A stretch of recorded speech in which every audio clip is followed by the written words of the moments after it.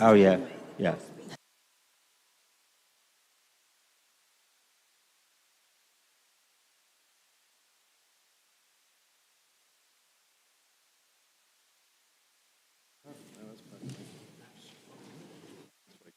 Okay. It's okay. Thank you, Paul. We're done. Okay. Well, good evening, ladies and gentlemen. Or should I say, for my final time, good evening, ladies and gentlemen, and welcome to the 2022 annual meeting of West Northamptonshire Council. It was never going to be an easy task for three totally different councils to merge into one. But I believe we have made a giant leap forward for almost 500,000 people that we are here to represent.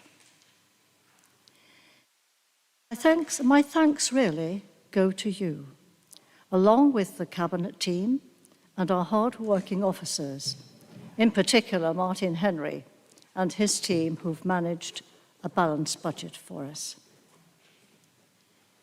My job as the first chairman of our new council was to be the face of the council, visiting, attending events throughout West Northamptonshire, and representing you and promoting our council. I feel very humbled and honoured to have been chosen to be the first chairman of our council, a position that certainly has had its ups and its downs. In the beginning, with nothing in place to support the office of the chairman of the council, sleeves had to be rolled up and there had to be a new protocol.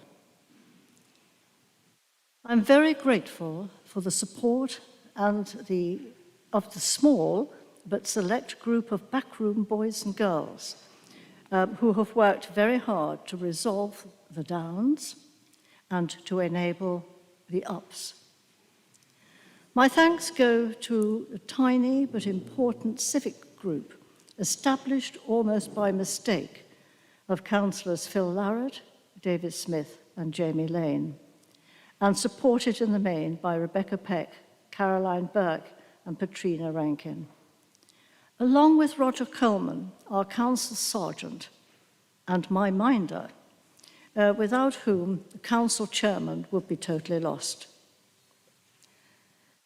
My thanks must also go to those sitting on my right, our monitoring officer, with whom I have shared a giggle or two, and to Paul Hanson, a quiet, steady, and reliable support.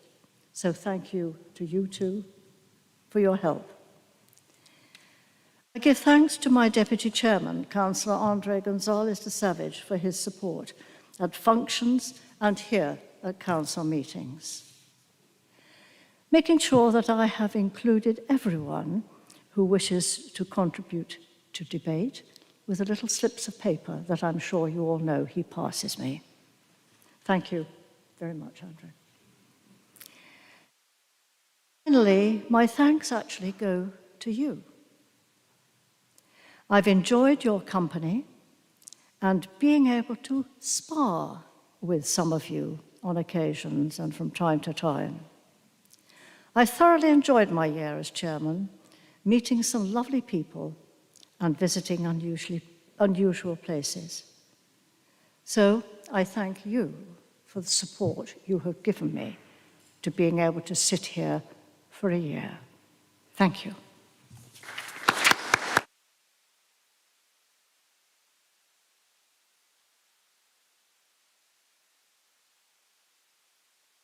It is now my pleasure to hand to Cynthia Spencer a cheque that you've all helped raise funds for. And it's a cheque for £9,428.60.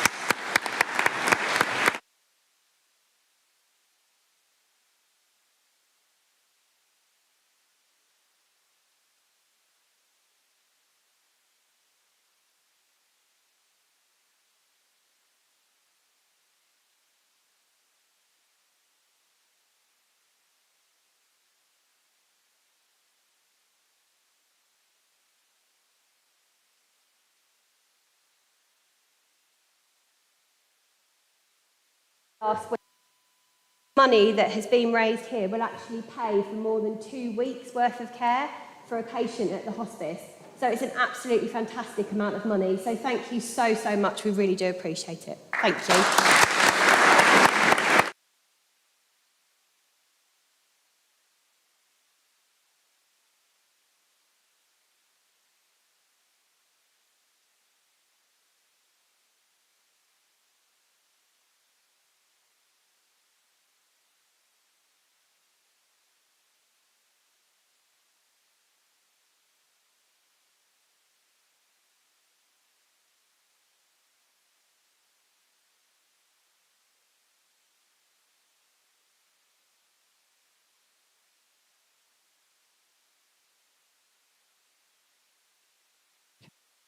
Now, ladies and gentlemen, we come to the business of our meeting. And the first item is to elect the chairman of West Northamptonshire Council for the ensuing year. Can I call upon Councillor Jonathan Nunn, who will move the proposition that Councillor Andre Gonzalez de Savage be elected chairman of West Northamptonshire Council for 22-23. You have 5 minutes, Councillor Nunn. Thank you, Chairman. And firstly, may I congratulate and thank you for the professionalism and grace you have shown in undertaking all aspects of the role of our first chairman of West Northants Council. On behalf of us all, thank you, Anne. So I'm really...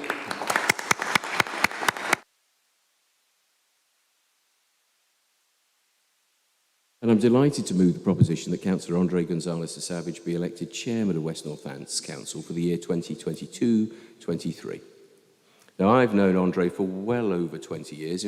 We first met, in fact, at Wootton Parish Council, where we first became councillors. At that time, East Hungary, which was our home patch, was in the Wootton Parish. It now has its separate council.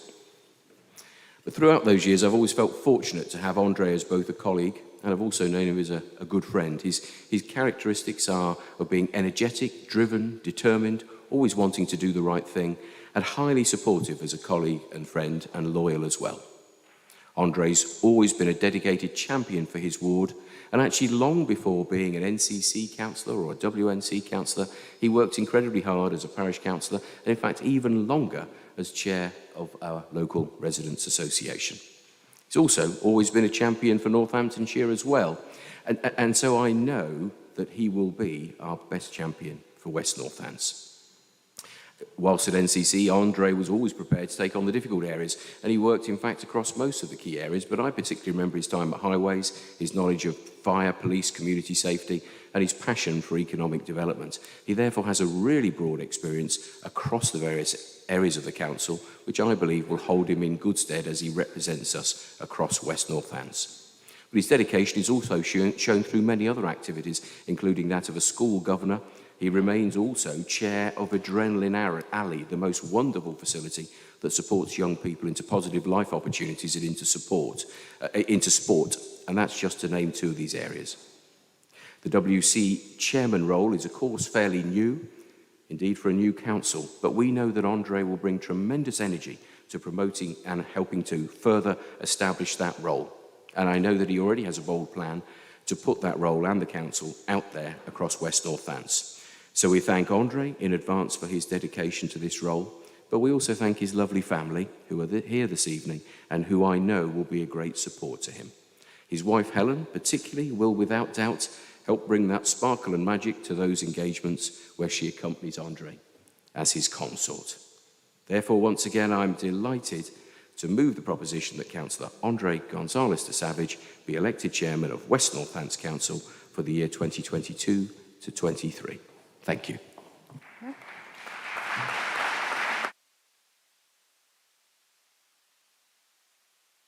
I now ask Councillor David Smith to second the proposition. Your time limit is 3 minutes, please. I shan't take up 3 minutes, Chair. Thank you. And congratulations on your past year. I think we've all thoroughly enjoyed your tenure. I've not known Andre nearly as long as Jonathan has, but I shall remember one thing when I was newly elected to WNC. I bumped into Andre in County Hall, and he took me round on a tour, and he took me down into the cells. Goodness gracious. I think maybe that was a warning to me not to cause any trouble. But yeah, he's been a good guiding light for me for this past year.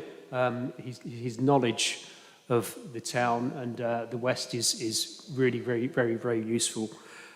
So very happy to second him as chair for the year. And of course, you can all be the principal citizen of West Northamptonshire. Thank you. Thank you very much indeed. Are there any further nominations? Well, if there's only one nomination, then the vote can be taken now. All those in favour of Councillor Andre Gonzalez, please show. Thank you very much. I believe that's carried. Thank you. So, Councillor Andre Gonzalez-Savage, you have been duly proposed and seconded in the office of Chairman of West Northamptonshire Council for the year 22-23. Are you prepared to accept? I will, ma'am. Thank you very much. Then, with pleasure, you may have my chain of office. Thank you very much.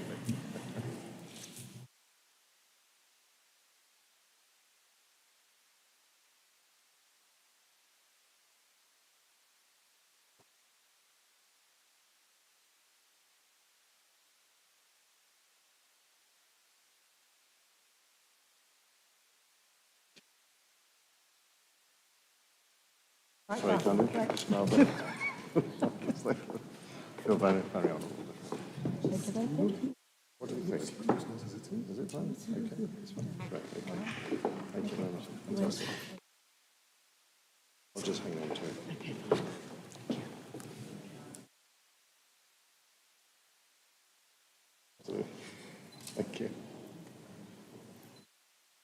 Thank you very much. Thank you.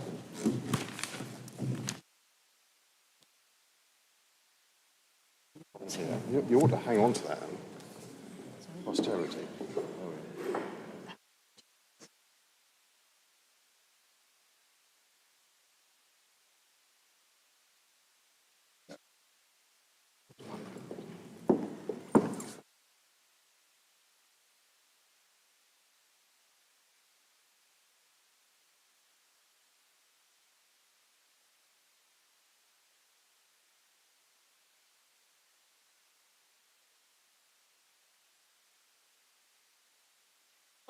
And thank you very much. Super.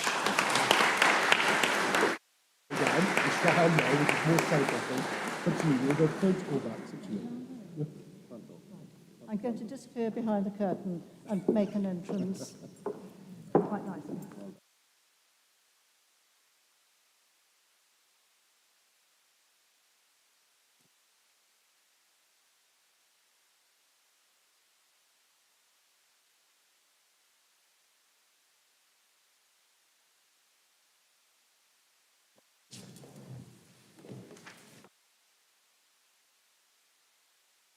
Lovely, I will. Just to confirm then, ladies and gentlemen, colleagues, councillors, that I, Andre Gonzalez-Savage, having been elected to the office of Chairman of West Northamptonshire Council, declare that I take the office upon myself and will duly and faithfully fulfil the duties of it according to the best of my judgment and ability. Just confirming that in writing. Thank you.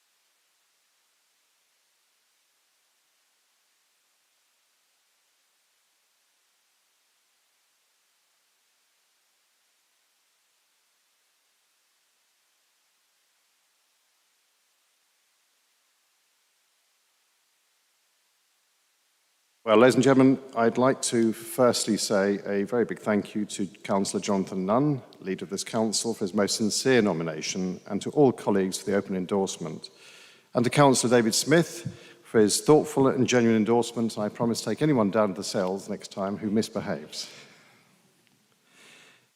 It is with the greatest honour in this council to be made chairman and first citizen of West Northamptonshire in this Jubilee year, and I pledge to carry out the role with genuine care for our council, the good people we all represent, and the loyal professional officers of West Northamptonshire Council, and the support of my consort and good lady Helen.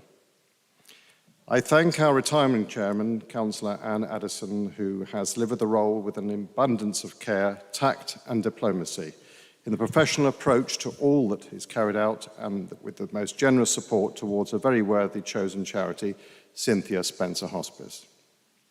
We all come together to represent the very best interests and concerns of our community, and the first rule and responsibility of government is to keep people safe from harm and maltreatment. And we must all work together to do our best to ensure that we protect our businesses, our residents and our visitors.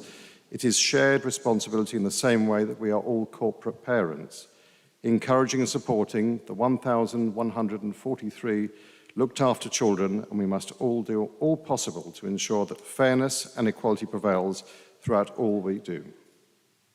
As a child in a great family of 7 and a daddy to 3 talented, energetic and sometimes challenging teenagers, and 2 little ones named Woody and Jasper, I know that growing up with a vibrant number of points of view and most subjects and a multitude of differing priorities can be considerable, but looking after the positives, working together and supporting in times of need makes a very harmonious world.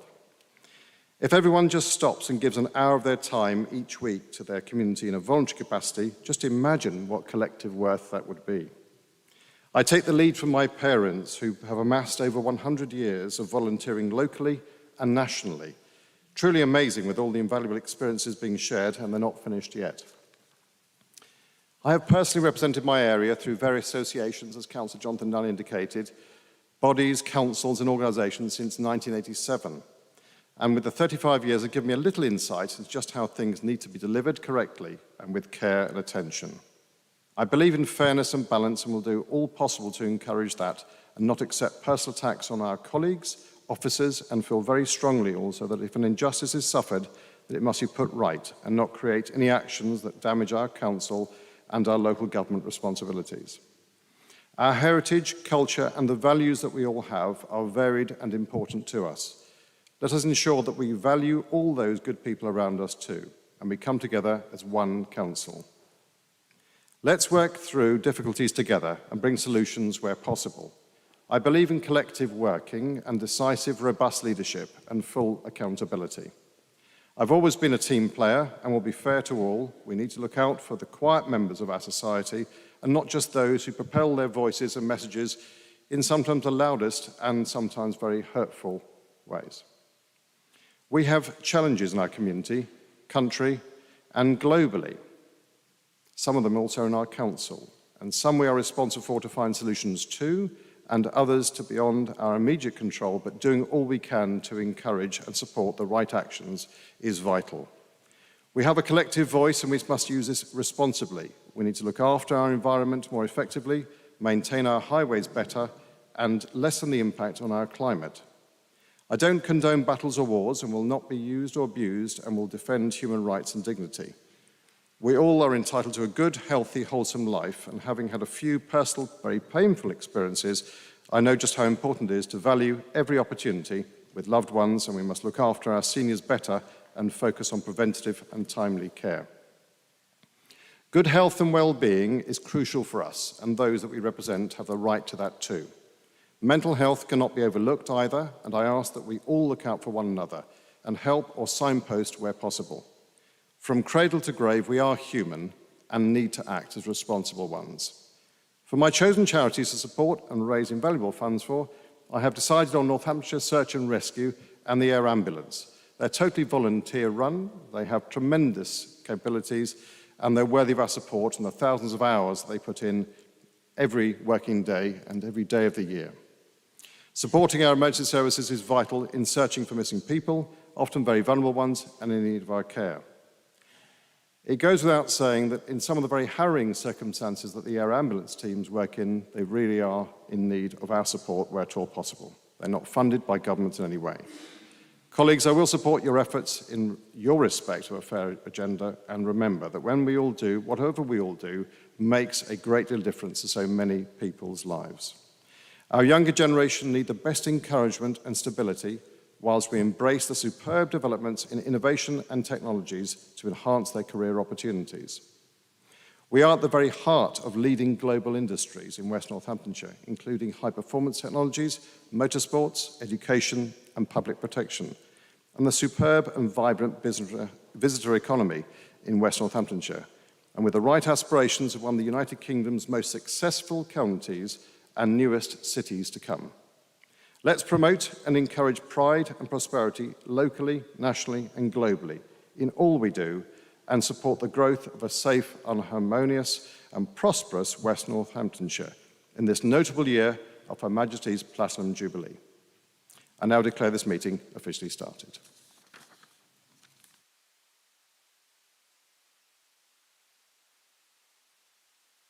Ladies and gentlemen, the next item on the agenda is item number 2, appointment of our Vice Chairman of West Northamptonshire Council. And I call upon Councillor Malcolm Longley to move a proposition. Thank you. Thank you, Chair. Well, I'm delighted and very honoured to be able to move this proposition, and that Councillor John Shepherd should be henceforth known as Vice Chairman John Shepherd.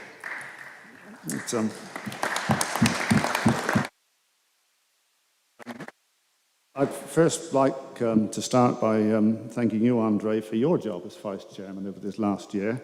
And you'll now have John on your left-hand side. I've known John for quite a few years, and I think most of us know him quite well. Those that from Daventry in particular will know John, where at one time he ran the finances there, and he did that very well, as my recollection. He has a legal background, and he's an intelligent man. I never say that to his face, but there you are, he is an intelligent man, and a very thoughtful man. And he will always ask the difficult question, and he'll ask it very nicely, very politely, but it will be quite incisive. And so I think with his personality and your personality, Andre, they'll make a rather excellent team.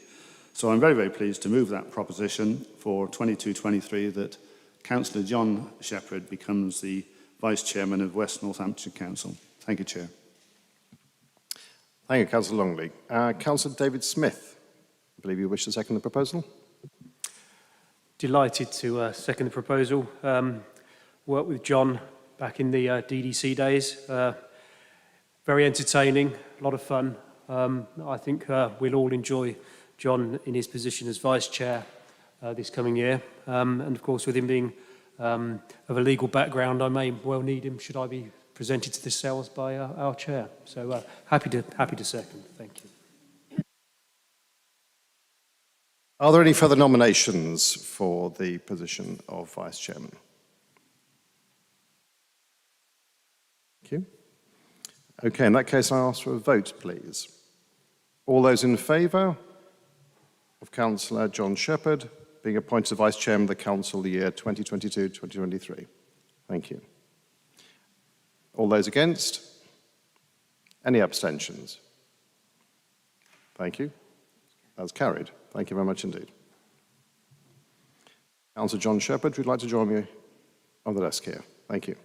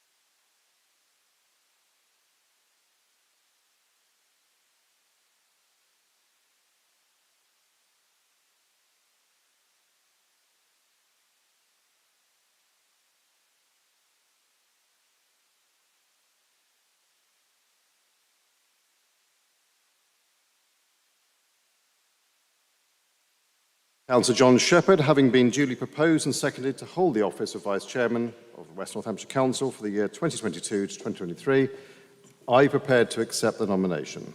Thank you. Yes, I am. Thank you very much. And congratulations to you, Councillor John Shepherd. Good. Looking forward to working with yourself.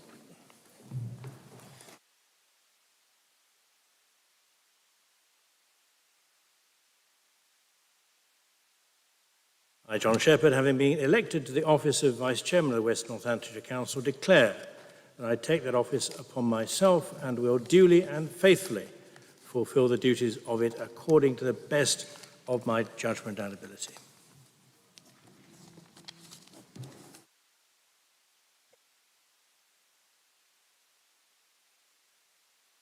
Thank you very much indeed. Okay, the next item on our agenda is item 3, apologies for non-attendance. May I ask Paul? Thank you, Chairman. Apologies for non-attendance have been received from Councillors Tony Baggott-Webb, Cecile Irving-Swift, Anna King, Greg Lunn, Charles Manners and Brian Sargent. Thank you, Paul. Any others to be announced? Fiona. Councillor Baker. Councillor Baggott-Webb. Thank you. I'm here. Excellent. You're here, sir. I'm not sure where my apologies were given. Thank you. Obviously, your press manager managed to slip them in just in case, definitely. Thank you. And that's duly noted. Okay, item 4. Oh, Councillor Purser. Yes, Councillor Zoe Smith. Councillor Zoe Smith. Thank you. Any further apologies at all? Thank you. Okay. Ladies and gentlemen, item 4, declarations of interest for members and officers. West Northamptonshire takes very seriously any breach of the Code of Conduct. Councillors need only declare an interest that has not been recorded in the Register of Interests. Any councillor who declares such an interest must remove themselves for the whole item, and councillors are asked to declare the item number in which they have interest, the nature of the interest, and whether it is a disclosable pecuniary interest or a non-statutory interest.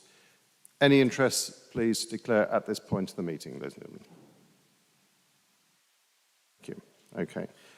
Item 5, the Chairman's announcements. And just to reconfirm that my Charity of the Year, Northamptonshire Search and Rescue, a great team, only 38 of them that managed to cover West Northamptonshire and beyond with a tremendous style of operating 24/7, 365 days of the year. Fabulous name dog called Ted, and a couple of pieces of very vital equipment with them. They really do some amazing work, always called out by the police and fire services, working with ambulances as well, to find lost people and secure onwards, safely returning to their homes, and sometimes in very harrowing conditions. I've been aware of them for the last 15 or so years. They're a great team, and I have to say they really are there for anyone at any point in time. My other chosen charity is Northamptonshire and Warwickshire Air Ambulance, who, without doubt, carry out incredible skills, as we know, sometimes the most difficult circumstances. There are a couple of other announcements. Badges and certificates for the anti-violence campaign, which saw the Knife Angel sculpture on the Market Square very recently, and the square outside All Saints. In terms of that, you'll find that Councillor David Smith has organised that there are the anti-violence champion certificates on your desks, together with blue badges.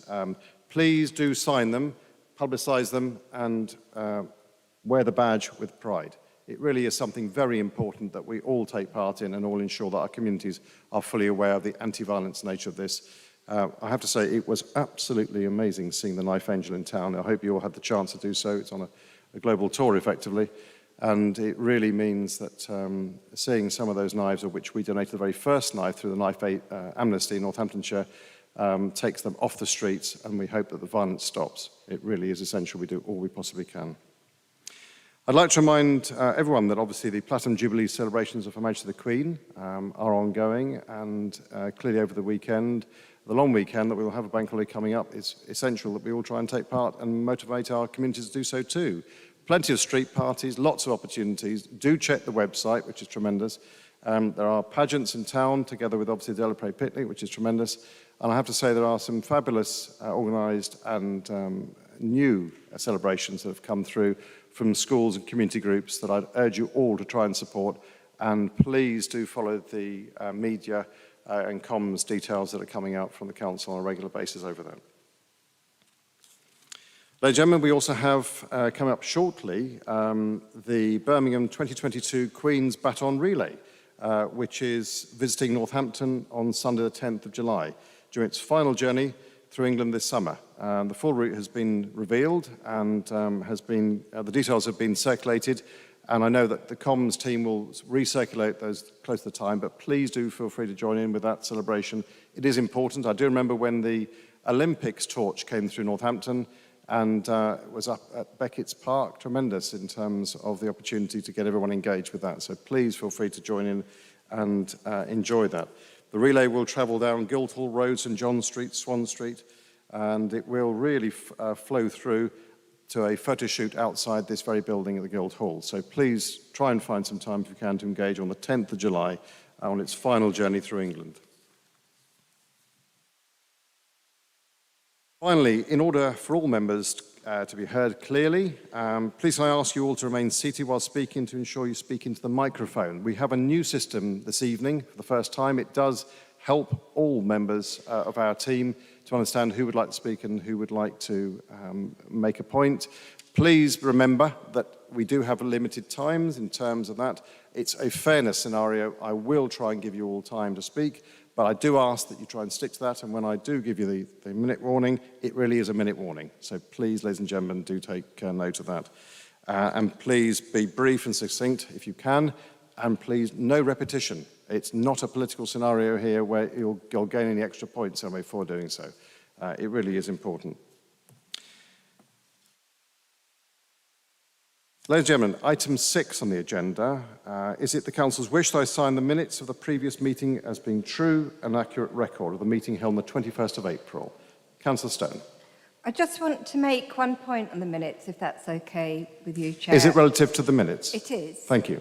Under section 21, the last bullet point there is talking historically some issue, we're talking safeguarding.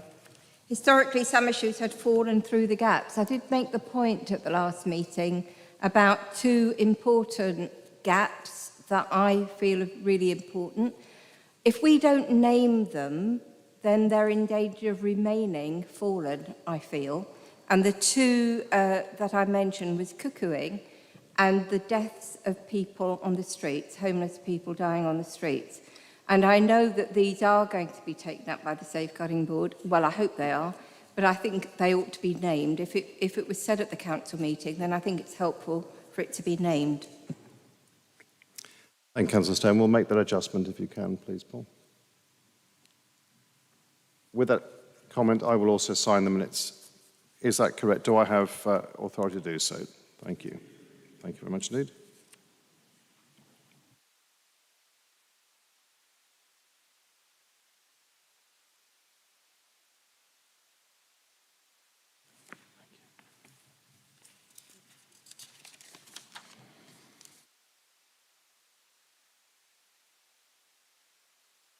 Okay, item 7, committee proportionality and appointment of members to committees and other bodies. I'll invite Councillor Jonathan Nunn, Leader of the Council, to introduce the report and move the proposal. You have up to 5 minutes. Thank you. Thank you, Chairman. In proposing this report, I'd like to start by, first of all, reflecting on what a pleasure it's been to undertake this challenging but huge privilege of a role in the last 12 months, and what a pleasure it's been to work with representatives from all political sides of the Council. I believe we have together achieved a good number of things. I'd like to particularly thank my Deputy Adam and the Cabinet members, all of whom have worked incredibly hard to get to grips with their portfolio, every one of them working a minimum of 40 to 50 hours a week to do that and creating a supportive sounding board, both for me and for each other. We'd like to thank Lizzie Bowen for her tremendous hard work for the last 12 months, and also like to welcome Dan Lister to his new challenge. Also welcome Councillor Ian McCord to his new chair role. If any of you think that that's a soft appointment, you better do what we're doing. Strap in and hold tight. It won't be. Many thanks, please, to the Chief Executive as well and the senior team, the entire staff, for what I believe is evidenced as being a really good first year, showing that we're delivering on the promises that unitary must be better.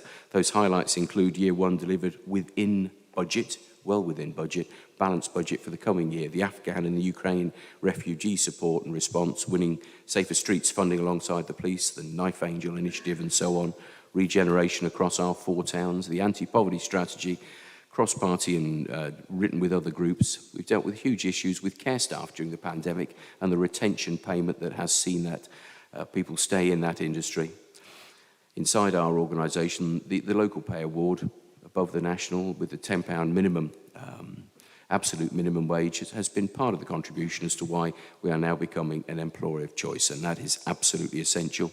Big progress on rough sleeper numbers following on from the pandemic, and cultural compact that brings the cultural fraternity together to boost the economy.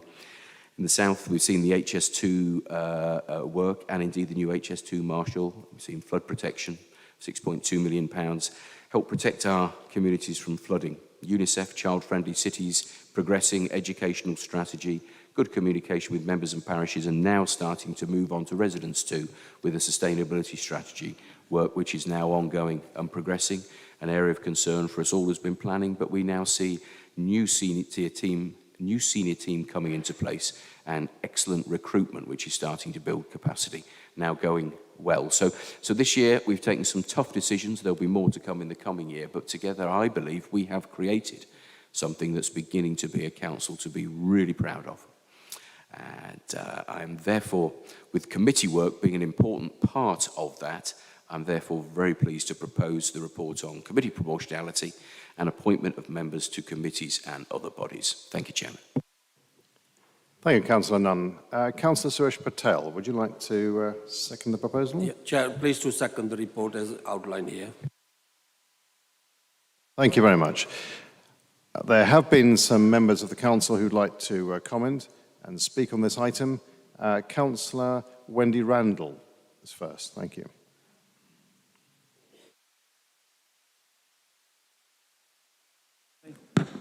Yes, thank you, Chair. We're very disappointed to have lost our position of chair on corporate scrutiny. I would have liked to see opposition roles on all chairs of scrutiny. It's a really important part of the council.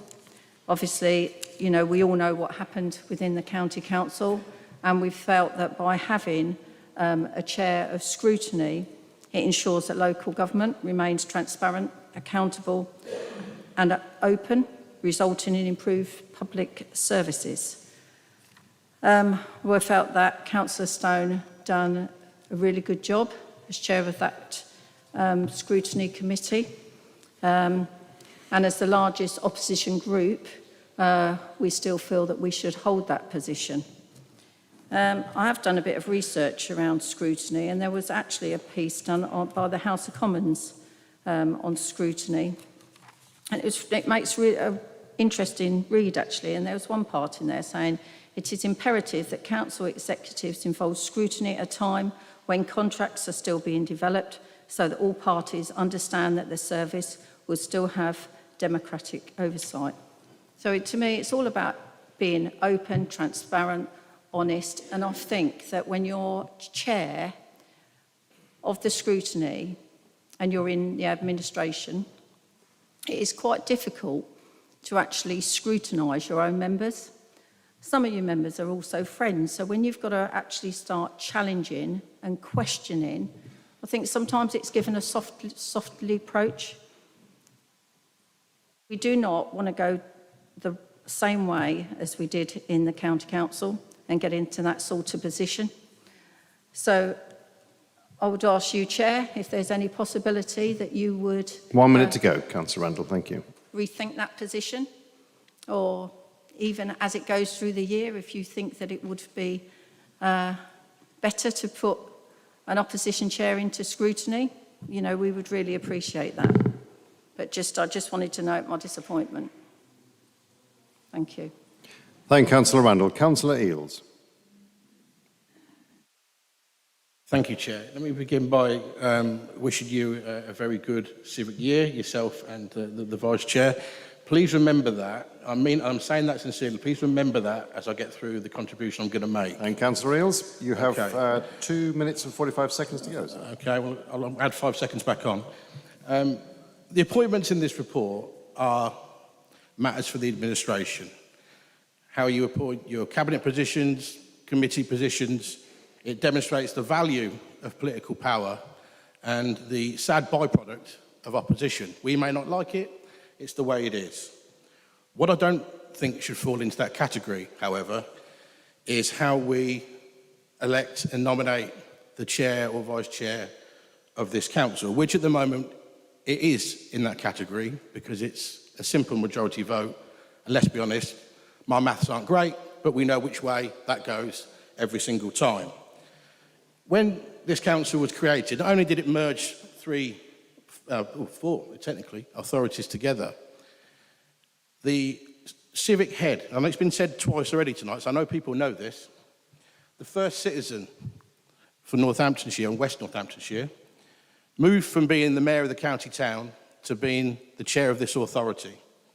It is simply not right that the civic head, the first citizen, should be the possession of one political party. And I would say that, believe it or not, if I was sat on the opposite side of the room. And to demonstrate that, the mayor of Northampton, to my left, in some ways, is Councillor Meredith, and the deputy mayor of Northampton, somewhere, is Councillor Hibbert, whereas the town council has a very strong Labour majority. So the proof is in the pudding, and we are walking the walk. It's not right. Councillor Eales, if I might just remind you that we are debating the proportionality of the committees. We are. And my good vice chairman has prompted me to obviously ensure us also to remind that you have just under 48 seconds to go. So if you'd like to round up, I'd much appreciate that. Thank you. The first citizen belongs to all of us. It shouldn't be the possession of any political party. When I raised this originally, I was told it wasn't a matter for the constitutional review. So I had a conversation with the leader. That came that bore no fruit whatsoever. What we need, and I know there's some sympathy, and probably not so much sympathy in the benches opposite. What we need is a fair process, a formula by which the first citizen can be shared around. It should not be the possession of the administration, whoever that administration might be. The purpose of raising it in this forum is to say that we need a solution that can either be done through the Democracy and Standards Committee, or if you wish, we'll bring a formal motion to the next meeting. But it needs resolving. Thank you, Chair. Have a great year. Thank you, Councillor. Sally Beardsworth. Thank you, Chair, and congratulations on your position. I hope you have a good year. Firstly, can I say how very sad I was to hear about Lizzie Bowden standing down from the post. She was a cabinet member that we could go and talk to, and we believe she really listened. And I'm very sad that we have lost yet another woman, along with Danielle Stone, another woman. I really hope we're not turning into a misogynistic council, where you've got 2 people on the cabinet that are actually women and 8 men. I just don't want that to happen here. I know it happens elsewhere, and I don't want it to happen. Can I say this is, I will work with Councillor McCord, as I worked well with Danielle Stone, who was an excellent chair, and she was very collaborative with other people. She brought people in, she made people feel as though they were welcome there, and it was a very relaxed, nice atmosphere to work under, as scrutiny should be. It shouldn't be too political. The other thing with Mr. McCord, Councillor McCord, is that I have, I'm sure myself, if I was in his position, I would have stayed as an independent, judging by the recent votes in local government, where so many people have actually lost their seats. I would have felt sure he would have actually stayed as an independent, because let's face it, 3 years ahead, we don't know what's going to happen, but the public have a long time memory. So thank you for that, and hopefully we'll move on. Thank you. Thank you. Councillor Julie Davenport. I am, Sally. Councillor Davenport. I pressed it. Oh, yeah, Sue switched with me because I didn't know that. Please go ahead. You have 3 minutes to speak. Thank you. Okay. Firstly, I would also like to thank Lizzie Bowen. We didn't always see eye to eye, and the pain of the library closure still hurts. However, as a cabinet member, she did work incredibly hard, and she answered all emails, which some don't, unfortunately. and I believe she put her heart and soul into it. So I do think that is very sad, and I do agree with the balance, gender balance, but I'm not going to go into that debate. I also wanted to say that I am not part of any group. I am an island. It's the way I live and the way I wish to be. So I just wanted to clear that up. As for what has happened with the Chair of Scrutiny, I'm sure that Councillor McCord is more than competent to fulfil that role. But it does concern me a little, the way that this all comes across and the timing of this. Danielle Stone, I believe, did a really good job. The administration admitted that. She spoke very well. And you see, my concern is, although we may be independent and we do like to view ourselves as that, with me, there is still a leaning towards the left, and I'm sure with Councillor McCord, he may have his leaning. So that is one concern that I have. And also the fact that because of everything that's happened, it could be perceived that offering him this position is a way of apologising, maybe, for what happened. Councillor Davenport, may I just draw your attention that we are discussing the item 7, which is, as we know, committee proportionality and appointment of members to the committees and other bodies. It is important that you try and keep it to that point, which is not an individual named scenario, good or bad, either way, but keep it balanced and certainly keep it proportional. You have just under a minute to go. Thank you. Okay. So, well, I think everyone got the gist. That is my only concern. So I am very sorry that this has happened, because it took us years to get an opposition member being head of scrutiny when it was agreed at NCC. And I do think with Councillor Stone that being part of NCC and seeing the downfall, you know, the experience was there to judge how things are going better.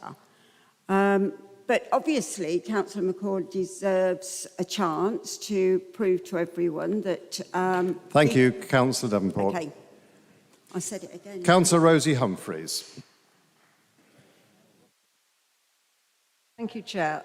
May I echo the congratulations to you already expressed. I have 2 points. Firstly, I note that members were notified of the amendments to Cabinet delegations via their weekly briefing last Friday, rather than being advised by the monitoring officer as specified in the Constitution. This is a minor breach in comparison to the procedural rules that the overview and scrutiny groups are subject to. I quote page 102 of the Constitution. A coordinating overview and scrutiny group composed of the chairs and vice chairs of the overview and scrutiny committees shall be responsible for approving the work programmes prepared by the overview and scrutiny committees. Once any programme has been approved, a copy will be sent to all members of the council or relevant officers. As far as I know, no work programme has been circulated, so this appears to be a breach of the Constitution and could give a worrying impression that the scrutiny function is not being taken seriously. So I ask that the work programmes be circulated as a matter of urgency. My second point relates to the regrettable replacement of Councillor Stone as chair of the Corporate Scrutiny Committee. She is, of course, an experienced and highly able member of the Labour group. If scrutiny fails to provide a sufficiently robust challenge and lacks critical thinking, then this council's decision-making is in danger of being contaminated by groupthink. Groupthink occurs when members of a group all accept a viewpoint that represents a perceived group consensus, whether or not the individual members believe it to be valid, correct, or desirable. I hope that Councillor McCord might remind the other scrutiny chairs of the importance of guarding against this mentality. I read with interest his 2018 article arguing that Northamptonshire County Council was destroyed by groupthink. While I probably won't agree with Councillor McCord about much, but I do find his theory on this compelling.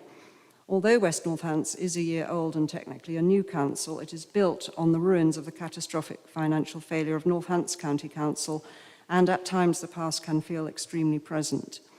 Every chair and vice chair of the scrutiny committees is now represented by the administration. as former Conservative leader of South Northants and the shadow West Northants councils are now exonerated by the Conservative Party, one has to take Councillor McCord's independence with a bit of a large pinch of salt, I would suggest. It could be all too easy for these committees to conform to the group view and not to speak out. Indeed, we see this at every full council meeting when the vast majority of councillors are mute. This council must ensure that it does not get blinded by groupthink and fail to value the contribution of the critical friend and the dissenting voice. Thank you, Chair. Thank you, Councillor Humphreys. Councillor Jonathan Harris, you have up to 3 minutes. Councillor Jonathan Harris. Thank you, Chair. May I also offer my congratulations to you and Vice Chair. As per the Constitution, the decision on appointments to scrutiny chairs is entirely a matter of the administration, as we know. However, it is clear that the public's patience and trust in politics is wearing very thin. It's important, therefore, for us as opposition members to question decisions on the basis of not just suitability, but also face validity. How does it look to the public? I would like to make reference to a specific report from 2017. It's here. I haven't printed all 61 pages. It's the effectiveness of local authority oversighting scrutiny committees. If cabinet members and chairs haven't seen it or read it, I would encourage you to do so. There are some very important points made about scrutiny in local authorities and are worthy of note. And I make these points with sincerity, not facetiously, and to provide an alternative important perspective. In section 26, the Centre for Public Scrutiny states that the practice of reserving all positions of responsibility to the majority party is something which usually happens by default and can harm perceptions of scrutiny's credibility and impartiality. The issue here isn't about intent behind appointments, but rather how it looks to our residents. In section 26, it goes on to state, it is vital that the role of the scrutiny chair is respected and viewed by all as being a key part of the decision-making process, rather than as a form of political patronage. This is another key issue that on balance simply might not look good to our residents. One can see perhaps how it might look like jobs for the boys or girls for that matter. The report goes on to say in section 35, we believe that there is great merit in exploring ways of enhancing the independence and legitimacy of scrutiny chairs, such as a secret ballot of non-executive councillors. Wouldn't that be a refreshing 1 minute to go, position sir. for this council to take? I would like to also re-emphasise the point made by Councillor Humphreys. I only, as a substitute last week, at one of the scrutiny committees saw the first draft of a work plan, and it does state very clearly in the Constitution that it will be sent to all members, not that we have to hunt it out. There are clearly opportunities for this council to improve, and I hope that we are clear and transparent in regards to the review being completed by the Centre for Public Scrutiny and take learning from them. Thank you, Chair. Thank you, Councillor Harris. Finally, Councillor Emma Roberts. You have up to 3 minutes. Thank you, Chair. Congratulations to you on your year. Firstly, I'd just like to say, can we follow our Constitution? It's great that on the screen you're referred to as Chair. It's great that my colleagues are referring to you as Chair, but I think it's inappropriate that the paperwork refers to you as Chairman. We have moved on. Can the people in the background not shout and scream, please? Thank you. Councillor Roberts, I would like to be addressed as Chairman. I'm sure everyone would have their own feelings about it. Chair, our Constitution. And Chair, if I may, our Constitution refers to you as Chair. Okay. And we have moved on. Councillor Roberts, sorry, I don't often use the gavel, but I will ask you on this occasion to please keep your points relative to what we're discussing. I am the Chairman of the meeting. I, with pride and great honour, take the chairmanship of West Northamptonshire Council. Thank you. Please do carry on with your points. Thank you, Chair. Our Constitution refers to you as Chair, and we have moved on. Gender balance and equality have moved on, so should we. It is an important point. On the committee papers, I'd like to congratulate every member of Cabinet and everybody that's been given a position and a place. I agree with my colleagues around the opposition chair in scrutiny, but I just want to make a point that as members of scrutiny, from any political party, we have a duty to our residents to scrutinise. And I'd encourage absolutely everybody, whichever side they're on and whichever place they sit, to work together on those scrutiny panels and to actually make sure that we hold the papers that are coming before us, or indeed the ones that we want to come before us, to be scrutinised. We should, as members of those scrutiny panels, be able to say to our chairs of scrutiny and officers, there's a subject here, it's on the forward plan, I want to see it. As a committee, we want to review it. And it shouldn't be a position where we're prevented from doing that. So for me, it's less about who's on those scrutiny panels, as in chairs of them, but more about how the scrutiny panels work together and actually scrutinise the papers and the products that are coming before us. If we don't do that, that's where we will fail. If we don't follow our constitution to do that, that's where we will fail. And finally, I just wanted to say that, Chair, I have huge respect for you and a huge amount of time, but if you are going to spend your year cutting us off because we say something that you don't quite like, then I don't think that's going to work. I had an opinion, I've got a point, I wanted to make it. Councillor Davenport had an opinion and a point, she wanted to make it. I'd urge you to allow us to do that. I hope you enjoy your year. Councillor Roberts, as your West Northamptonshire councillor, I'm very happy to hear your opinion, and we'll discuss this outside of the chamber as well, I'm sure. Happily do so. But I am the chairman, I read the badge says chairman on this badge, and so therefore I wear it with pride. Our next speaker is Councillor Adam Brown. I have Councillor Stone also on the list then. Thank you. Thank you very much, Mr. Chairman. And just to respond to Councillor Roberts on the point about scrutiny, I entirely agree that scrutiny should be free to go where it wants to. But from my experience, it has never been prevented from doing so. There's always been an open invitation for scrutiny to invite in reports, to request what it wants to see. And if it hasn't done so, then that's something that the CFGS should be looking at. And I look forward to their report, and we'll study that in detail. Thank you, Councillor Brown. Councillor Danielle Stone. Oh, lovely. Thank you so much. I thought you were going to overlook me for a horrible minute there. I'm going to be abstaining on this issue, Chair, and I'd really quite like the opportunity to explain why. I think all of us would agree that we have three important pillars supporting our vision of becoming an excellent council within 5 years, and they are democracy, representation and good governance. I think we would all agree with that, wouldn't we? But I think we've got an issue, and I'd like to say what I think it is. 52% of the population are girls and women. Women hold up half the sky. It's been women that were disproportionately impacted by austerity, losing both jobs and services. Women have been disproportionately impacted by Brexit, COVID, and the current cost of living crisis. Women still suffer a gender pay gap. Women have been disproportionately impacted by the huge increase in domestic violence, Chair. And women have been disproportionately impacted by what the police call an epidemic of sexual violence. So it seems to me we have an issue with that first pillar I talked about. We have an issue with democracy. We run a cabinet system. Who is holding the power in this authority? Who are the decision makers?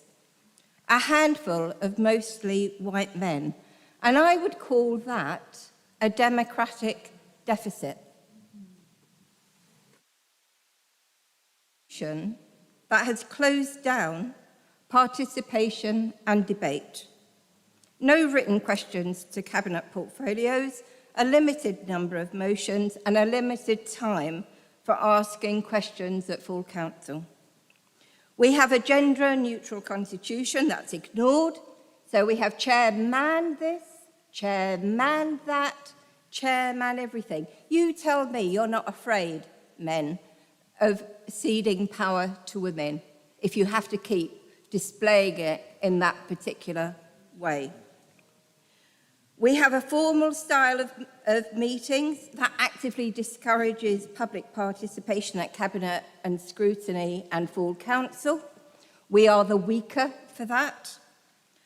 I would say we have a crisis of representation. If you look around this room, it's obvious. If you look at the opposition, you will see all of us have taken great pains over many years to make sure we represent diversity and inclusion. We cannot say the same for the administration. Thank you, Councillor Stone. You have around 20 seconds to go. Thank you. Good governance. We have the legacy of a failing council as our backdrop, so we know what it looks like, bad governance. Calla said no local authority should be auditing itself or scrutinising itself, yet we do not have an independent chair of audit. Even the county managed that one. Bad governance is where you scrutinise yourself. Thank you, Councillor Stone. If you could round up, and please. you put into position people who look like you, sound like you, and think like you. We've got a democratic deficit, a crisis of representation, and no place for good governance. Thank you. Councillor Guildford, please. Joe Guildford.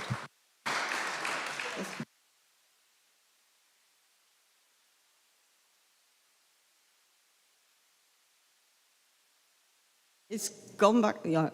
Thank you, Chair. I too have an opinion. I too would like to make a point. I am a chair of a scrutiny group, but I have worked in the public sector, the private sector, the health sector, have significant experience, and for those that know me, know I will challenge my fellow colleagues. So I like to think that I have the support of everybody in this room. I'd like to assure them that I do make challenges, and those that have been in meetings with me know that. And I would also like to think I have gained this position on my experience, my professional skills, and not the fact that I'm a woman. Thank you. Thank you, Councillor Guildford. Councillor Bambridge. Thank you, Chairman. On Tuesday, I chaired the Place Scrutiny Committee. We have 14 members appointed on that committee. On Tuesday, 5 attended. All were Conservatives. Of the 9 who didn't attend, we only had apologies from 4, and there were no substitutes appointed. So may I suggest that some of the other side of this aisle get their parties into a state of order. Thank you, Councillor Bambridge. Councillor Phil Larratt. Thank you, Mr. Chairman, and congratulations on your appointment, and I hope you have an enjoyable year. Can I just say, Mr. Chairman, I don't think we should take anything from Councillor Stone about sexuality and women and politics. Let's face it, Mr. Chairman, this Conservative Party has already had 2 women Prime Ministers, and they haven't even had one as leader of their party, let alone a Prime Minister. And on top of that, the second greatest Prime Minister this country has ever had in Margaret Thatcher. We shouldn't take any truck from them on this, Mr. Chairman. Thank you, Councillor Larratt. Councillor Meredith. I will take Councillor Meredith as the final speaker on this item, as we have more business to continue with. OK, Mr. Chairman, here we go again. We're going down that similar road. I'd like to remind this meeting that there's councillors sitting on that side that took the county council into bankruptcy. And we had a good scrutiny committee who actually warned them that this was going to happen. And I'd like to add, at the last county council, the scrutiny champion, who was the chair, was commended for the work that he done.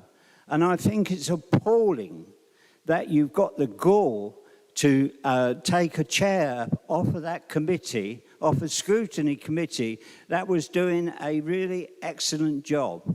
And I'm rather surprised about Councillor Larratt making that choice. I thought Councillor Larratt was a reasonable man who would see what the Conservatives are doing.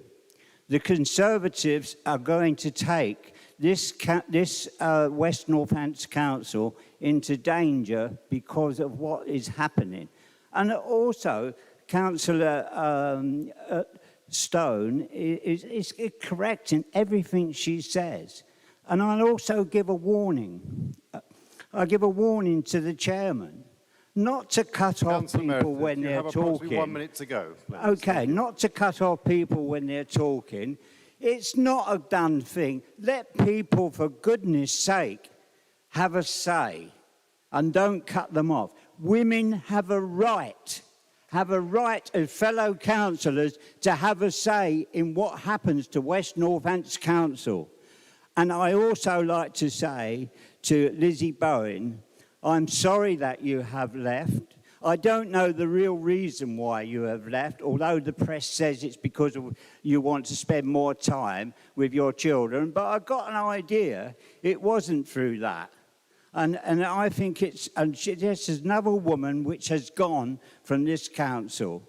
And also, just to Mr. Chairman, I know you're going to cut me off in a minute. Mr. Chairman, we have not got any scrutiny places on that committee, which the fellow councillor said there. So bear that in mind. We're not given any places on that. Okay, Mr. Chairman, thank you very much. I hope this council is not going to go down the road. Meredith. Thank you for your opinion. Okay, I've had my say. Jonathan Nunn now, obviously, you're going to cut me off. Thank you. You have had your 3 minutes. Thank you. Thank you. Councillor Jonathan Nunn. Thank you, Chairman. Look, we did degenerate a bit there, didn't we? We heard from Councillors Davenport and Meredith in more of a novel soap opera, creative thinking nonsense.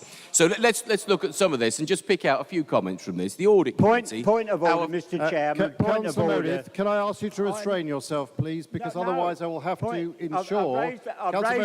I've raised a point of order, Chair. Councillor Meredith, you are not the chairman of the meeting. No. I would ask you, please, to have due respect for your colleagues. He's just called me a soap Councillor opera. Meredith, please. My point of order, Chair. Point of order, Chair, is that... Councillor Meredith, what is the point of order? Can you please raise... just said I'm acting to a soap opera. Councillor Meredith. Ask him to withdraw Councillor Meredith, please restrain yourself. You are not the chairman of the meeting. I am trying to run a fair and balanced meeting. My comment please, to Councillor Meredith is that he and Councillor Davenport created the plot of a soap opera, in my view. I stand by that comment. But I think there are some other more serious comments I'd like to answer to. We talk about the audit committee. I believe that the Conservative chair of the audit committee does an excellent job. I hear lots of compliments from officers, auditors and others. And Cecile, I'm grateful for all the work you do. Thank you. I also... let's pick up some of these other comments. Somebody mentioned participation at Cabinet. Really? Those of you who've come to our Cabinet, none of you can look me in the eye and say there isn't full participation. And on average, for a lot of you, it takes you 2 minutes to decide what to say, and then we have to let you run on to 4 or 5 minutes. Come and be prepared, as I might, if I may compliment Councillor Emmett Roberts for always being, with concise points within the 3 minutes, and often asking questions that, frankly, I wish I'd asked too. Let's up the game a bit on this. Everybody is welcome to come to Cabinet, every member and every member of the public, and I hope that lasts for a long time. And if in doubt, we will be fairer and more open. We have no need to want to prevent people to speak at these meetings. I think Councillor Jonathan Harris is right. Public patience is limited and scrutiny is really important. Well, let's look at what we've had from scrutiny this year. What have we actually had? We have had a ton of well-informed people, with officers spending enormous amount of time on briefings and coming along and providing briefings from which no real recommendations. I think Dermot came to Cabinet and gave some recommendations following the bin charges for the South Northants area. We haven't had a heck of a lot else. We'd love some more. At the moment, we've got a review going on by the Centre of Public Scrutiny to try and support and help the scrutiny chairs in making scrutiny effective. We've got some training going on as well. And we hear these comments, well, why weren't scrutiny consulted? We published the forward plan. Every member gets the forward plan of what's coming forward, yet the Deputy Leader and myself have today had a meeting with the monitoring officer to say, well, how on earth can we highlight these things? We better go through the forward plan. We'll check it every 2 weeks along with the Head of Democratic Services. Is there anything here we think scrutiny might want to have a look at? And we better try and encourage them. We can't do the job for you. Everybody, Councillor Randall, on this council is my friend, by the way, and I'm proud of that. So don't think Ian McCord's going to have any different relationship to anybody else. But honestly, watch out. I think you're going to find he does a good job. Ian, we want some recommendations. We want some challenge, please. I'm therefore glad to propose this report. Thank you, Mr. Chairman. Thank you very much, Councillor Nunn. I'll ask now for a vote on item 7, committee proportionality and appointment of members to committees and outside bodies or other bodies. And I'd like to ensure that we have any members who'd like to support this. Vote now, please. Thank you. All those in favour? All those against? Any abstentions? Thank you. The motion is carried.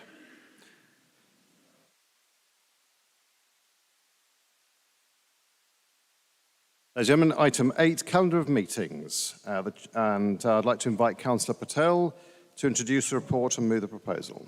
Thank you. You have up to 5 minutes. I'm pleased to propose and to seek the confirmation of the calendar of council meetings for 2022 and 23 in order for council business to continue. So pleased to propose this as outlined here. Thank you, Councillor Patel. I'd like to invite Councillor Stephen Hibbert. My congratulations on the nomination and confirmation last night, your new role to the Town Council as Deputy Mayor. Councillor Hibbert, to second the proposal. And congratulations to you too, Chairman, and to John. I hope his new role doesn't interrupt any occasional games of snooker that we might have. I'm happy to second this report. Thank you, Councillor Hibbert. Are there any members of the Council who wish to comment on this item? Councillor Randall. Thank you, Chair. I'm really sorry, actually, that I forgot to congratulate you and John on your position, and I hope you do have a great year. Thank you. Right, okay. Strategic planning is where I have an issue. We have 20 councillors, and we could only find 2 that actually could make a meeting at 2 o'clock. That was either that they would have been at work or they were doing school runs. I looked through the attendances of the meetings just to get an idea if it was a challenge for others, and it seems that it has been. There wasn't any meetings where there was full attendance. On one of the meetings, there was only 4 members, 4 subs, 9 apologies. In our constitution, it did say that all of our meetings were to start at 6 o'clock. I know that Councillor Eales questioned this way back at our last AGM. And, you know, we want participation. We want our members, you know, to be able to have a broad choice across our councillors as well as for the public as well, because often the public can't get to meetings at 2 o'clock. So I would therefore like the administration to consider that looking at those times again and whether we could change that time in. Most of our meetings start at 6 o'clock. I don't think that strategic planning runs on any later than 3 hours, and if it has, it's only been on one occasion. So, you know, I would ideally like the meetings to start at 6, but if not, maybe 5, and at the worst 4, but definitely not at 2 o'clock. Thank you. Thank you, Councillor Randall. Councillor Russell. Thank you very much. I may be mistaken, but I didn't hear any congratulations going to Councillor Meredith for being mayor. I did hear congratulations to Councillor Hibbert, but no mention at all for Councillor Meredith. Thank you, Councillor Russell. I passed on massive congratulations last night to him, and I'm very pleased to be in this particular same room when he was giving his speech as well. Thank you. Okay, Councillor Beardsworth. Thank you, Chair. I'd like to support what Councillor Randall was saying, because it's very difficult, from my point of view, for the general public to actually attend a meeting at 2 o'clock in the afternoon. And I think it'd be very, very important to actually review that and bring it maybe, even if they wanted a little bit earlier, like 5 o'clock, that would be at least be able for people to actually attend and put their case forward. To me, it's not transparent, it's not user-friendly, and I think we really need to rethink that, and I hope the administration will take that away. And I know we have spoken to Jonathan about it, so hopefully he will. And can I also ask for a plea that in Northampton Borough Council, and I believe in the County Council as well, there was a section at the top of Cabinet Papers for scrutiny reports, and it's not on there at the moment. So if we could do that, it might help and hasten the reports to come to you, because we've all been doing work, but I don't think the reports have been coming through. It's a learning curve for all of us in new council. We're new councillors as well, so I think we just have to learn from our mistakes in the first year and get it right the second. Thank you. Thank you, Councillor Beardsworth, and points have been noted here with Democratic Services. Councillor Eales. Thank you, Chair. Councillor Randall is correct that I did raise the issue at last year's AGM, but I did better than that. As a member, well, now no longer a member of it, but as a member of the Democracy and Standards Committee, when we did the constitutional review, we debated that issue over and over. Don't ask me what I had for breakfast this morning, but I'm absolutely convinced, and I'm going to look over at the chair of the committee, Councillor Patel, we agreed absolutely categorically that with immediate effect, that was some months ago, so there's already been some slippage, by the way, we agreed with immediate effect the strategic planning meeting should revert to 6 p.m. So I don't want to ask whether we can take it away. I want to propose an amendment from the floor that the strategic planning be 6 p.m. in line with every other committee. I'll look for a seconder, someone, please. I'd like to put that to a vote, because if people in this room opt to vote that amendment down, then they will be working outside of the Constitution. For me, it's that clear. Thank you, Councillor Eales. Can we have Councillor Bignell, please, as Chair of the Committee? Yes, thank you, Chair, and may I offer my congratulations to you for your position as Chairman for the forthcoming year. I think the opposition forget that the term chairman is actually an abbreviation of chair manager, be either sex, so it's chair manager, shortened to chairman, so congratulations. So, when I was appointed as chair of strategic planning this time last year, I took the trouble to consult with principal parties involved, namely officers, agents and members, as to the format of our meetings. With respect to the start time, 2 p.m. was established as the most suitable time for the following reasons. Having spoke to planning officers management, they said they would be unable to ensure relevant officers were available in the evening, and it was a problem. This is due to various reasons, such as childcare, personal safety in the evening, especially during the winter, and working too late hours. In fact, the January meeting has been spoken about went on till 7:15 on a 2 p.m. start, which would have meant an 11:15 start if we had started at their proposed at 6 p.m. Clear and informed decisions are not made at that time of the night, rather rushed, ill-judged ones. I spoke to a few agents I knew, and they were not keen on evening agendas, as in the case of strategic application, agents come from all around the country, and an evening start would necessitate overnight stays and wasted working hours. I consulted the members, I canvassed opinion from members, and I put it to a formal vote at the committee, and the majority were in favour of a 2 p.m. start. So I put it to you that this start time of 2 p.m. was well thought out and consulted on. To date, the meetings have been well attended by both Conservative and Lib Dem members, and only Labour have had any difficulties in attending. Members of the public keen to voice their opinion have not been put off by the start time. I would also like to point out that the South Northamptonshire Local Area Planning Committee meets very successfully at 2:15 p.m.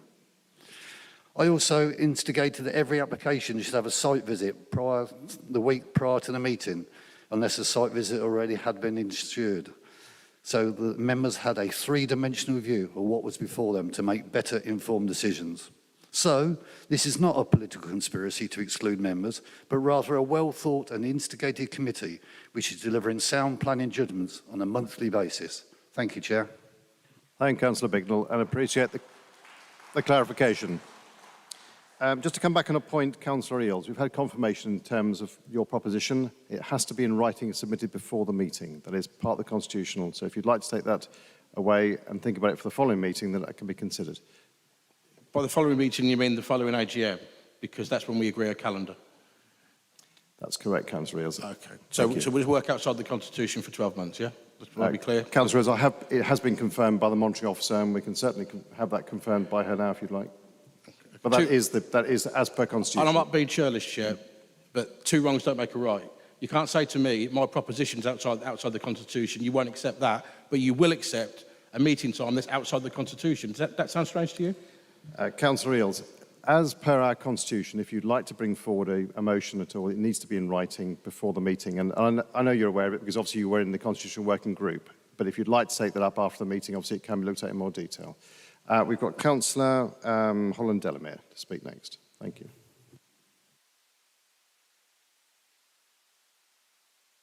Transparency.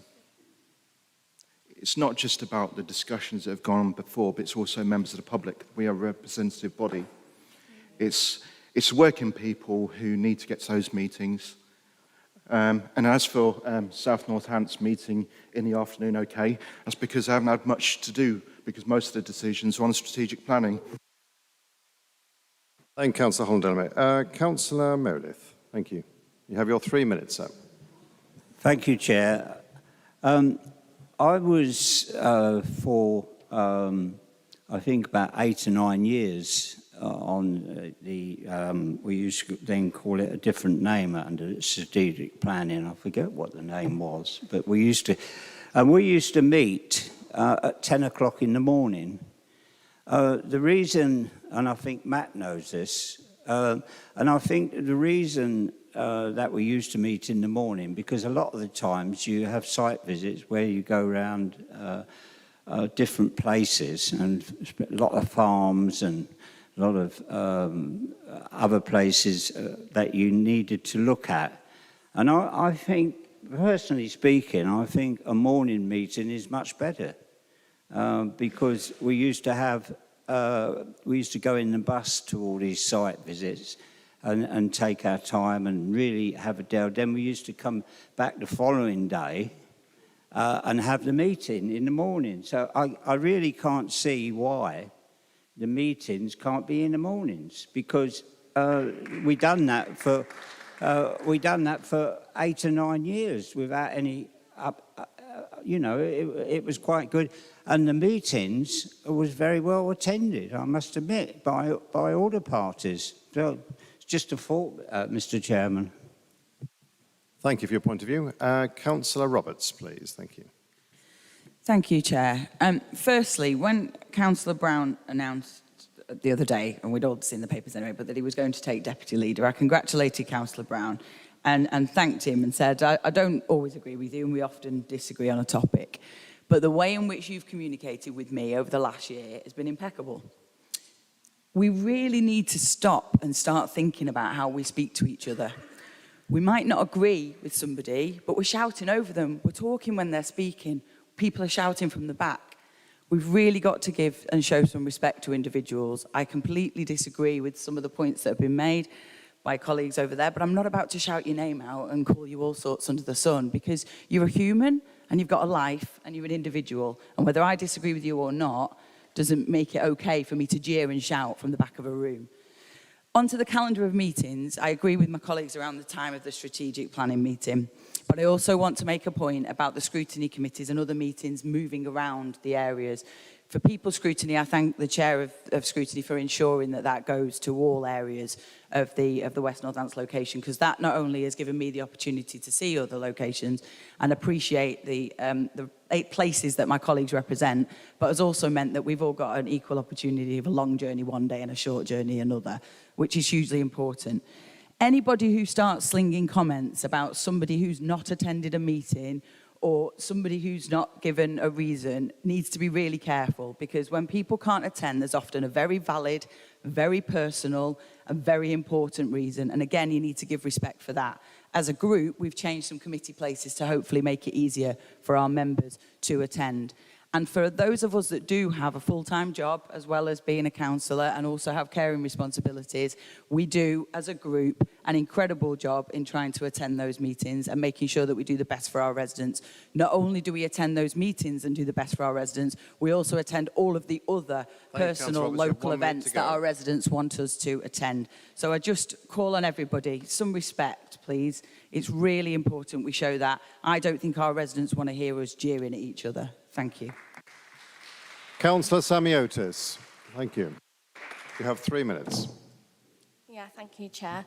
I've been planning for about 6 years now, and the meetings at South Northampton Council and still now are 2:15. The other day we were at a meeting till gone 6 o'clock at night. I think councillors have enough to do in the evening with meetings, and it's quite refreshing actually to have one in the afternoon. I do agree, when we were at SNC, all of this was put to officers and members back then, and everybody agreed that it would stay at 2:15. If you can't manage to get to that time, then don't put yourself forward for the committee. I've never been to a committee and planning where the members, committee members haven't turned up and the public haven't turned up. We have a lot of public turn up, so I don't think it's justified to make it the evening.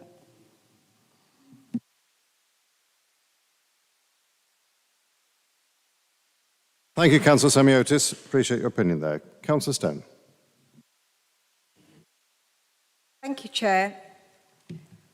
I would hope that this council would take what I said earlier a little bit more seriously. We have got to work collectively to change the demographic of our council. It isn't good enough to fix things for the privilege of a few people who are not working for whatever reason. You know, we need to have younger people in our council. We need to have people who've got children in our council. We need to have a lot more women as part of our council. If we keep putting in structures that stop people being able to engage, we are never going to reach that point. You know, if people are making important decisions, we need them to be reflective of the constituents that we represent. We are a long way away from that. That is what we should be aiming for, and we should be making sure that all our meetings are appropriately timed so that maximum participation can happen. I'd just like to make one other point. You will find in the Labour group people whose lives are shared by the most disadvantaged people in our town and in our villages. We have the same issues that everybody else has. You know, people work, they have childcare, they have care for older relatives, they have a myriad of responsibilities. We are reflective, much more reflective, of the people that we represent. And I just wish that was echoed right across the piece. Thank you, Councillor Stone. I'd now like to invite Councillor Suresh Patel to respond to the debate. Thank I you, appreciate Mr. we've had a Chairman. full debate with many opinions. Thank you. Thank you, Mr. Chairman. I would like to thank all the speakers, and their comments have been noted. I know this has been discussed at the Democracy and Governance Committee meeting past 12 months as well. But I think Councillor Bignell have really outlined why he has decided to have this at 2 o'clock meeting. But what we can do is, look, and I know the Labourers have found now 2 members who can attend afternoon meeting, but we will always look at this in the future and see what we can do. So move the reports. Thank you, Councillor Patel. I'd like to ask now for a vote. All those members in favour of voting for? Please show your hands. Thank you. And any against? And any abstentions? Thank you. The report is carried, and the calendar meetings 2022-2023, as published, go forward. Thank you. Ladies and gentlemen, I think we had a full and fair debate there. I appreciate you've all got passions, great passions about the matters of business. It is important to understand as 93 councillors that we all have the opportunity to try and put those points forward, but there is an awful lot of repetition sometimes. It's not the only place to comment on. I do ask you to write to the Leader of the Council if you have any issues or any matters that you haven't had clarification on this evening. I know he's a very listening chap and he'll gladly hear any points of view that you have outside the meetings. Item 9, any urgent items? They haven't been brought to my attention. If we just confirming, no further items? No. In that case, I conclude the meeting. Thank you very much for coming and a safe journey home. Thank you, ladies and gentlemen.